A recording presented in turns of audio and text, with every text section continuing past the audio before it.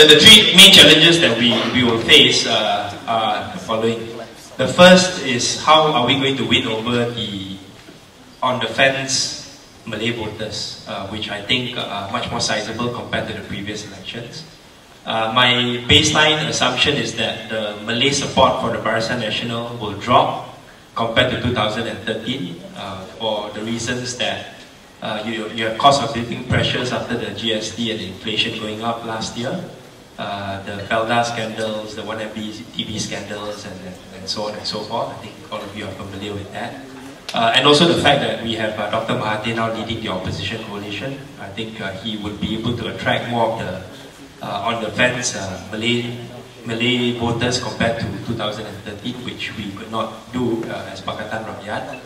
But the question is, how many of these fence-sitters will, number one, come and support the opposition, Pakatan Harapan, and then secondly, how many of the past supporters will abandon PAS and vote for Pakatan Harapan as an alternative to the PN.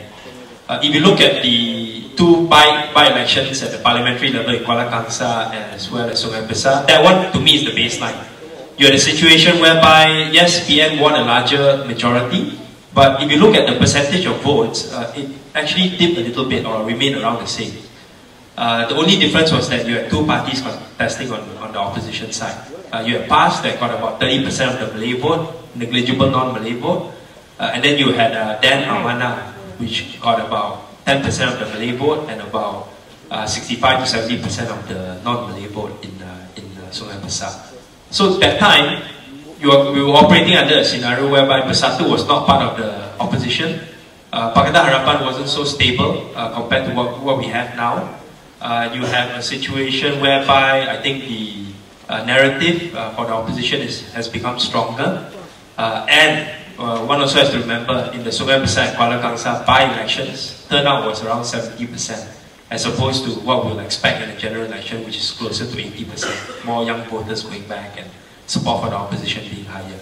So that is the first question, the first challenge. How are we going to win the on-the-fence Malay support? If you ask me, how many votes can we pull away from PAS? I think that's the $1 million question or the $2.6 billion question. So I don't know what the answer is. It really depends on the state. I think some states PAS are stronger. For example, in Kelantan and Terengganu. Other states, like in Johor, PAS is weaker. In places like Kedah, I think Bersatu has a much stronger mobilization power and ability to win votes away from PAS. So it really depends on a state-by-state basis, and I think that will be an ongoing challenge that we'll have.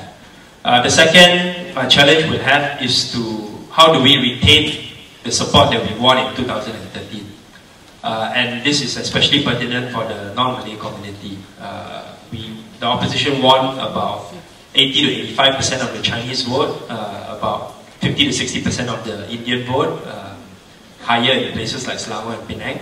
So how do we retain this? The factors that we have to sort of like control or manage would be what kind of backlash do we expect from the non-Malay voters vis-a-vis Dr. M being the Prime Minister designate. How many of the non-Malay voters, especially the urban voters, would reject or not vote for Pakatan Harapan because of our choice to pivot back to a former adversary? And this would include those who are advocating for a spot vote or undi rosak strategy, or not to turn out at all. I think this would be something that is very negative to the opposition, given that many of the younger voters would be the target group for this undi rosak or not to come out to vote movement, and many of these younger voters would naturally be more inclined to support the federal opposition, meaning Pakatan Harapan. Then the last challenge that we face, which is tied into the first two, is to present the challenge of presenting a credible alternative to the Barisan Nasional.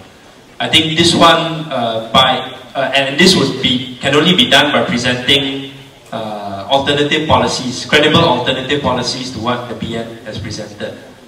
So for example, I think many people do question us, what is Dr. Mahathir advocating for or campaigning on, other than just being against Najib and criticizing the lifestyle of the Prime Minister and his wife?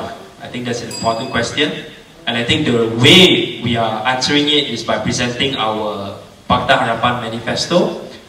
parts of it has already been presented at various events along the way. For example, our alternative budget at the anti-kleptocracy rally in Padang Timur last year.